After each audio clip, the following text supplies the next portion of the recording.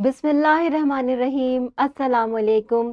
मैं हूँ आपकी उर्दू की मुअल्लिमा राहिला समीर, और जैसा कि आपको पता है इस वक्त हम पढ़ते हैं उर्दू बराए जमात हफ्तम, और आज हम इसका सबक पढ़ रहे हैं, सबक नंबर 3, और जिसका उन्वान है सिपाही मकबूल हुसैन। आज इसका लेक्चर नंबर 1 है। ठीक है। आज का जो हासिलात ताल्लुम है वो है ज़बान शनासी से मुताल्लिक, और हरूफ फ़जाइया निदाइया तासुफ को पहचान कर इस्तेमाल कर सकें। इससे पहले कि हम ये सीखें कि ये फ़जाइया हरूफ क्या होते हैं और तासुफ क्या होते हैं, एक छोटी सी सरगर्मी कर लेते हैं। आप जो हरूफ हैं ये पढ़ें और बताएं कि ये किस बात की गम्माज़ी करते हैं। अफ़सोस, हाय हाय, उफ़, अरे सुनो, अरे भाई। शाबाश, आपने सही बताया कि ऊपर वाले जो हरूफ हैं वो तासुब को ज़ाहिर करते हैं, गम को ज़ाहिर करते हैं, किसी परेशानी को ज़ाहिर करते हैं। जब हम कहते हैं अफ़सोस, या हम कहते हैं हाय हाय, या हम कहते हैं उफ़, तो क्या होता है कि हम तासुब को ज़ाहिर कर रहे होते हैं, किसी तकलीफ़ को, किसी दुःख को ज़ाहिर कर रहे होते हैं, तब ये अल्फ़ाज़ हमारे मुँह से बरामद होते हैं। और जब हम कहते हैं अरे सुनो, अरे बात सुनो ए भाई, तो ये क्या होता है, ये निदा होती है, आवाज़ होती है, जिनको हरूफ निदाइया कहते हैं। शाबाश, आपने बिल्कुल सही बताया है। अब हम चलते हैं आज के सबक की तरफ। पहले मैं आपको ये बता दूं कि हरूफ फ़जाइया होते क्या हैं। हरूफ फ़जाइया वो होते हैं जो कि अचानक ही हमारे मुंह से बरामद होते हैं जब हम किसी कैफियत में होते हैं। या तो हम खौफ की कैफियत में होते हैं, जब हम अचानक ही कोई लफ्ज़ बोल देते हैं, उदास होते हैं, या खुशी की कैफियत में हम कोई लफ्ज़ चिल्ला उठते हैं, या ताज्जुब में, और या गुस्से में हम कोई ना कोई ख़ास किस्म के हरूफ इस्तेमाल करते हैं, जिनको हम हरूफ फ़जाइया कहते हैं। आज हम दो हरूफ पढ़ रहे हैं, हरूफ निदा और हरूफ तासुफ।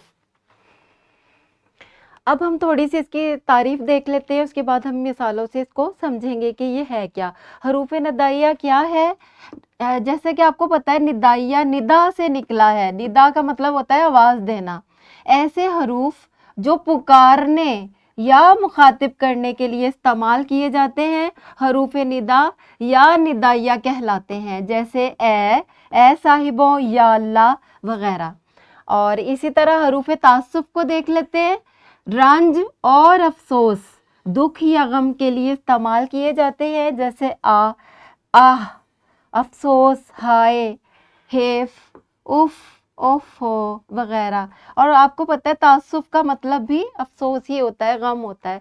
तो ऐसे तमाम अल्फाज जो कि हम गम की कैफियत में या किसी तकलीफ़ की कैफियत में मुंह से अचानक निकाल देते हैं, उसको तासुफ कहते हैं। और किसी को बुलाने के लिए जो हम हरूफ इस्तेमाल करते हैं, उसको निदाइया कहते हैं। ठीक है, अब हम इसे मिसालों से समझते हैं। अब निदाइया को पहले समझ लेते हैं। तारीफ हमने देख ली है, अब हम इसका इस्तेमाल सीखेंगे। पुकारने के लिए हम इसे इस्तेमाल करते हैं। ठीक है, हम कैसे इस्तेमाल करते हैं? भाई, ए लड़के, ए लोगों। और एक बात जो आपने याद रखनी है, जब भी आप निदा के हरूफ इस्तेमाल करें, उसके बाद आपने जुमलों में फ़जाइया या निदाइया की अलामत लगानी होती है। ये तमाम किस्म की जितनी भी फ़जाइया की अक़साम हैं, जब भी आप ये जुमले इस्तेमाल करेंगे, ये हरूफ इस्तेमाल करेंगे, आपने ये अलामत लाजमी लगानी है। इसके बाद तासुफ की बात कर लेते हैं। हरूफ तासुफ में हम कहते हैं हाय हाय, बच्चा कितनी तकलीफ़ में है, तो हाय हाय के बाद हमने फ़जाइया की अलामत लगा दी है।